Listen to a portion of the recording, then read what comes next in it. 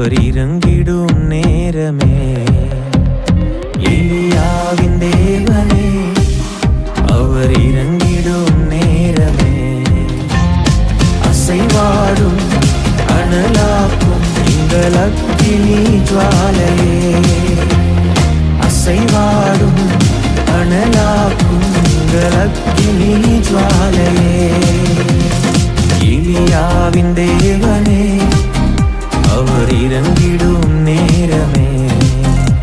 கர்த்தருடைய நாமம் மகிமைப்படுவதாக. ஆண்டவரும் அருமை இரட்சகருமாகிய இயேசுவின் நாமத்தினால இந்த புதிய நாளில் கூட தேவனாகிய கர்த்தர் நம்மோடு கூட இடைப்படுவாராக, பேசுவாராக. அவர் பேசுகிற தெய்வம் ஒவ்வொரு நாள் நம்மோடு பேசி கொண்டிருக்கிறார். இந்த நாளில் கூட நம்மோடு பேசுவார். நம்ம கேட்போமா? பரிசுத்தமுள்ள தெய்வமே, ராஜாதி ராஜாவே, இருந்தவரும் இருக்கிறவரும் வருகிறவருமாகிய சர்வவல்லமை தேவனை எங்களோடு கூட பேசுங்கப்பா. இயேசுவின் நாமத்தின் ஜெபிக்கிற நல்ல பிதாவே, ஆமே. எடுத்து வாசிப்போம். புலம்பல் 3ஆம் அதிகாரம் 27ஆம் வசனத்தோட வாசிப்போம். தன் இளம் பிரயாசத்தில் நுகத்தை சுமக்கிறது மனுஷனுக்கு நல்லது. கர்த்தருக்கு ஸ்தோத்திரம். இளம் பிரயாசத்தில் பாரங்கள் நுகத்தை சுமக்கிறது நல்லது என்று எழுதப்பட்டது. அப்போ தான் அந்த நன்மை தீமை அறியத்தக்கதாக. ஆமே, சோத்திரம். ஆமாம், குடும்பத்தில் எந்தமே பாரமே இல்லை, எந்தமே கஷ்டம் இல்லாமல் நம்ம வாலிப பிள்ளையத்தில் அந்த சரியாக அந்த பிள்ளைங்க இயேசுவுக்கு தன் வாழ்க்கையை ஒப்பு கொடுக்கும் பொழுது இளம் பிரயாசத்தில் யோசேப்பு பார்த்தீங்கன்னா என்ன பண்ணுறான்? அந்த இளம் பிரயாசத்தில் விற்கப்படுகிறான், குழியிலே தள்ளப்படுகிறான். எத்தனையோ துன்பங்களையும் வேதனைகளையும் அவன் அனுபவிக்கிற, ஒரு சிறைச்சாலையில் அனுபவிக்கிறான். அவன் சோதனை வேலை இடத்தில் அனுபவிக்கிறான். செய்ய முடியாத செய்யாத தவறுக்கு என்ன பண்ணுறான்? அவன் சிறைச்சாலையிலே தள்ளப்படுறான். நுகங்களை அவன் சுமக்கிறான். அவரோட புலம்பிருக்கலாம், ஆண்டவரே என்னை நான் உண்மைதான் செய்கிறேன், நான் நல்லா தான் பண்ணுறேன், ஆனாலும் நல்லா தான் செய்கிறேன், நீங்கள் உயர்த்துன்னு சொன்னீங்க, என்னை மேன்மைப்படுத்துன்னு சொன்னீங்க, அதை நான் சொன்ன உண்மையை சொன்னதுனால எனக்கு இப்படி ஆயிடுச்சு சொல்லிட்டு அவன் புலம்பலை.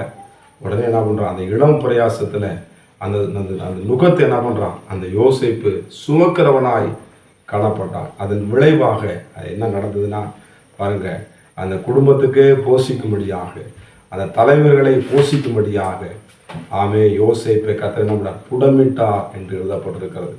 கர்த்தருக்கு மகிமை உண்டாவதாக. அருமையான தேவனுடைய பிள்ளைகளே, நம்முடைய வாழ்க்கையிலே கூட எத்தனையோ நுகங்கள் நம்முடைய வாழ்க்கையில் வந்து கொண்டிருக்கலாம். என்னுடைய நுகம் பயங்கரமாக இருக்க, என்னால் சுமக்க முடியும். அப்போ ஆண்டவர் சொல்வார், என்னுடைய நுகம் மெதுவாகவும் லகுவாகவும் இருக்கும் என்று ஆண்டவர் சொல்லுகிறார். நம்ம சுமக்க முடியாத பாரத்தை தேவன் நம்மளுக்கு ஒருபோதும் தரமாட்டார். ஏன்னா சோதனையை தகுந்த பலனை தேவன் தருகிற தேவனாக, அதில் தப்பித்து கொள்ள வழியும் உண்டு பண்ணுகிற கர்த்தராகிய இயேசு கிறிஸ்து அற்புதங்களை செய்து கொண்டிருக்கிறார்.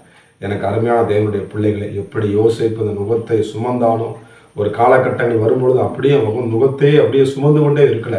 அந்த நுகத்தை சுமந்து அதற்கு பிறகு பார்த்தீங்கன்னா கர்த்தருக்கு மகிமை உண்டாவதாக. ஆண்டவர் எகிப்தின் அதிபதியாக ஆமே சோதரன் ஒரு சொப்பனத்தை அதை காமிக்கும் பொழுது அதுக்கு விளக்க சொல்கிறதுக்கு யாருமே தெரியல. ஆனால் பாருங்கள், அந்த இளம் பிரயாச தேவனுக்கு அவன் பயந்து பரிசுத்தமாக என்னுடைய வாழ்க்கையை ஒப்பு கொடுத்தபடினால தேவன் அதனுடைய விளக்கத்தையும் அவனுக்கு கொடுத்ததை நான் பார்க்க முடியும். உங்களுக்கு கூட ஒருவேளை நீங்கள் அந்த துன்பத்தின் வழியாக, வேதனை வழியாக, கஷ்டங்கள் வழியாக நடந்து கொண்டிருந்தாலும் இதற்கு துன்பத்துக்கு, இந்த கஷ்டத்துக்கு ஒரு விளைவே தெரியாமல் இருக்கமே, ஒரு விடையே தெரியாமல் புலம்பி விடுங்க. நிச்சயமாக முடிவு உண்டு. ஆண்டவர் நிச்சயமாக அந்த நுகத்தை சுமக்கிறது நல்லது என்று. ஆனால் ஆண்டவர் சீக்கிரத்தில் ஆண்டவர் அற்புதங்கள், ஏன்னா உபத்திரப்படுகிறது நல்லது, அதனால் பிரமாணங்களை நான் கற்றுக்கொண்டேன் என்று சங்கீதக்காரன் தாவீது சொல்கிறார். அவன் தன்னுடைய வாலிப பிரயாசத்தில் தன் ராஜ்ய பாரத்தில் அவன் உட்காராதபடிக்கு சவுல் அவனை துரத்துறான், பயங்கரமாக துரத்துறான். கர்த்தருக்கு ஸ்தோத்திரம். ஆனாலும் பாருங்கள், அவன் சோர்ந்து போகலை. அவன் என்ன பண்ணுறான்? அந்த நுகத்தை என்ன பண்ணுறான்?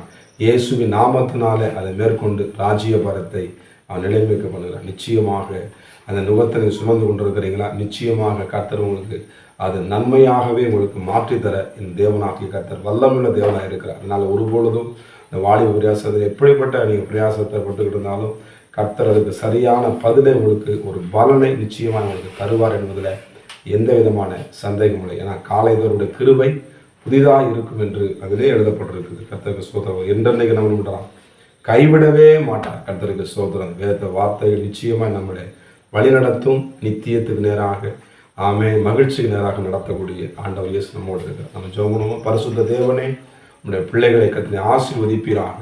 ஆண்டவரே, இளம் பிரயாசத்தில் இந்த நுகத்தை சுமக்கும் பொழுது ஆண்டவரே நல்லது என்று எழுதப்படுது. வெளிச்சம் உண்டாக்கின வெளிச்சம் நல்லது என்று கண்டீங்கப்பா. இதோ உங்கள் பிள்ளைகள் வாழ்க்கையில ஒரு அற்புதத்தை நீ செய்ய போறீங்க. அதற்காக நன்றி செலுத்துகிறேன். பெரிய காரியங்கள் செய்யுங்க. இயேசுவின் நாமத்தின் பிதாவே, ஆமென். God bless you. கர்த்தர் உங்களை ஆசீர்வதிப்பாராக. நான் ஒருவன் மாத்திரம் நீந்திருக்க பாகாலின் படைகளை எதிர்த்திடுவேன். நான் ஜெபிக்க ஜெபிக்க அவர் தலையசைப்பா, ஜெபிக்க ஜெபிக்க அவர் தலையசைப்பா.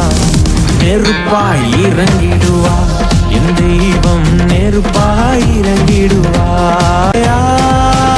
ஆவியே, ஆவியே, அசைவாடும் அனலாக்கும் எங்கள் அக்கினி ஜுவாலையே, அசைவாடும் அனலாக்கும் எங்கள் அக்கினி ஜுவாலையே.